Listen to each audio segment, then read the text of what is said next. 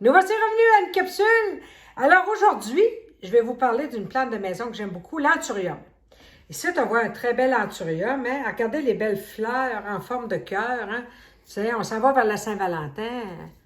Hein? Montrez à vos hommes, mesdames, que manque-la pas à Saint-Valentin parce que c'est moi qui te manquera pas. Donc, aussi, c'est une plante qui, je trouve, elle met de la couleur dans la maison. Elle peut être dans les teintes de plus roses ou rouge vif, comme ça. C'est une plante qui est facile si on sait comment s'en occuper. C'est une plante tropicale, pour commencer, donc elle déteste le froid. Ne jamais baisser en bas de 15 vos pièces où ce que vous avez un anthurium parce qu'elle va se laisser mourir. Elle n'est pas bien en bas de 15. C'est une plante qui n'aime pas une lumière directe. Dans son milieu d'origine, elle pousse en sous-bois, en dessous des très grands arbres. Donc, elle aime une lumière diffuse avec un léger voilage entre la fenêtre et elle. C'est merveilleux. Puis prenez une fenêtre orientée à l'ouest ou au sud. Elle veut une bonne luminosité, mais pas directe. D'accord? Pour ce qui est de l'engrais, l'anthurium demande à peu près rien.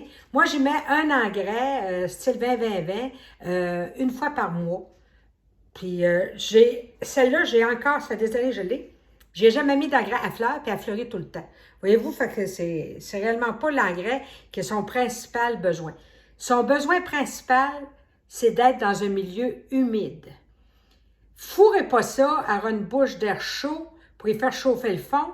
Elle va venir bourrer d'araignées rouges, puis elle va se laisser mourir. C'est une plante qui aime l'humidité, mais qui n'aime pas avoir les racines qui trempent dans l'eau. Fait que surveillez les dessous de plat de vos pots. S'il y a de l'eau qui s'accumule là, au bout d'une demi-heure après l'arrosage, enlevez-le. Elle déteste avoir les racines collées dans l'eau. Donc, on va vous montrer aujourd'hui comment la diviser, comment la bouturer, puis aussi comment garder ce milieu-là humide.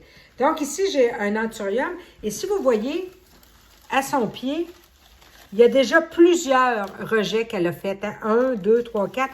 Je pourrais la diviser en 4, cet anthurium-là, mais pour le besoin de la cause, je vais seulement le diviser en 2. Je ne vais pas me ramasser avec un chico non à plus. Je vais avoir une belle plante bien développée. Donc, on va la sortir de son pot. On tapote la peau comme ça. Hein? On va enlever le plus de terre possible. Cette plante-là, si vous voyez, elle n'était pas encore serrée dans son pot. Mais pour le besoin de la cause, pour vous montrer la division, je vais enlever ça. Je vois Minou qui a les yeux ronds comme les billes. Il se dit, moi, il y a des gars dans la cuisine. Alors, il y va. Là, je secoue pour bien dégager les racines, pour bien vous montrer son système racinaire. Voyez-vous, cet anthurium-là, naturellement, elle veut se diviser en deux. Donc, j'y vais doucement comme ça. Quand c'est aussi facile que ça, là, allez-y, très doucement. Hein, l'important, c'est de jouer des pouces pour laisser de la racine des deux côtés, une bonne motte. Hein? Quand c'est trop réticent, un petit couteau, on vient couper ça. Et moi, j'y vais là, réellement pour respecter la plante. Voyez-vous? Pour que chacun ait assez de racines des deux côtés. Coupez pas en biseau comme ça pour qu'elle se ramasse avec un poil sur la tête puis plus rien, là. Vous allez avoir bien de la misère. Je mets celle-là de côté. Maintenant, je viens travailler avec elle, celle-ci. Voyez-vous, elle a quand même un bon système racinaire, donc elle va reprendre très facilement cet anthurium-là. Donc, on va la rempoter. Première affaire, un pot avec des trous soufflets. On a encore du monde qui met des pots, des plantes dans des cache-pots. Soyez humains, s'il vous plaît. Hein? Elles font en champignons, c'est pas grave. Alors, des trous dans le fond. Moi, je viens toujours avec des morceaux de styrofoam usagés. Faire un petit drainage dans le fond de mon pot. Hein?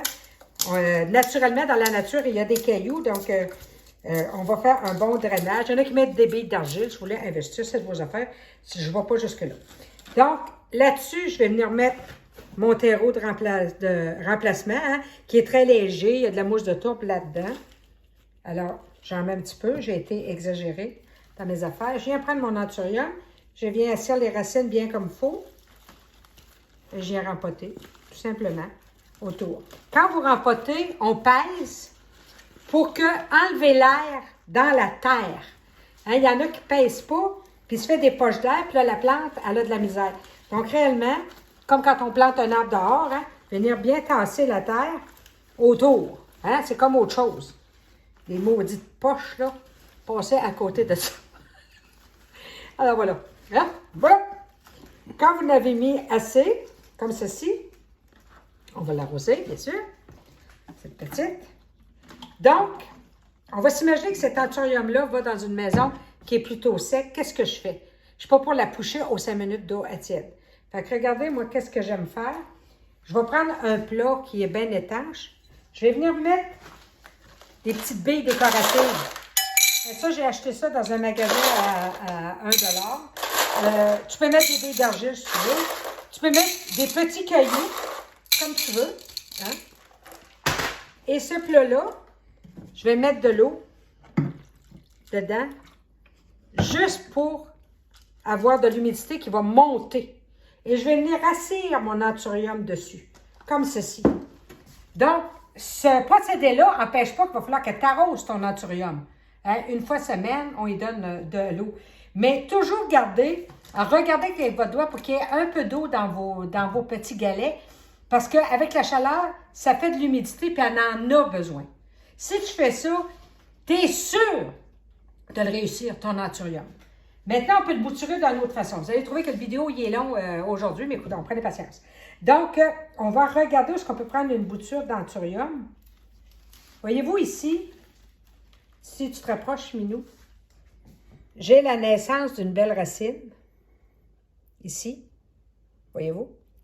Donc, je vais couper juste en dessous, comme ceci. Voyez-vous? J'ai juste besoin de ça. Je remets cette plante-là de côté que je vais rempoter tantôt. Voyez-vous, on va enlever ce qui est sec. Les naissances de racines sont ici. Vous les voyez bien, hein? Donc, cet anthurium-là, je vais la bouturer dans l'eau. Parce que ça se fait très, très bien. Alors, je prends un pot, n'importe quel. Là. Si vous ne voulez pas que votre eau devienne verte comme ça, comme l'eau de ma voisine, ici, hein? C'est un peu algueux sur le bord du châssis. Ça enlève l'appétit, mais c'est bon si vous voulez maigrir, vous ne mangerez plus. On met un petit morceau de charbon de bois dans l'eau. Le charbon de bois va empêcher votre eau de verdir. Moi, j'aime ça décoratif, puis ça ne me tente pas de voir trop le petit charbon de bois. Je vais venir mettre des petites pierres comme ça. Je remplis d'eau. Regardez bien. Je vais venir stabiliser ma bouture. J'ai été forte dans l'eau. Je vais en enlever un petit peu. Mettez un petit peu d'eau. Je vais venir stabiliser ici avec mes petites pierres décoratives ma bouture pour qu'elle se tienne droite. Hein? On n'est pas toujours... L'important, regardez bien, c'est qu'il y a juste mes racines qui sont dans l'eau. Je ne la monte pas jusqu'ici, ça va pourrir. Juste pour dire le bout de la racine dans l'eau, vous mettez ça sur le bord de la fenêtre, puis ça va prendre 1 mois à peu près, puis vous allez voir arriver les racines. Vous allez pouvoir la rempoter en pleine terre. Donc, c'est une plante qui est très, très facile, qui est très belle, puis surtout qui donne de la couleur dans nos hivers qui sont blancs, s'il vous plaît. Là-dessus, bon anthurium, bye bye!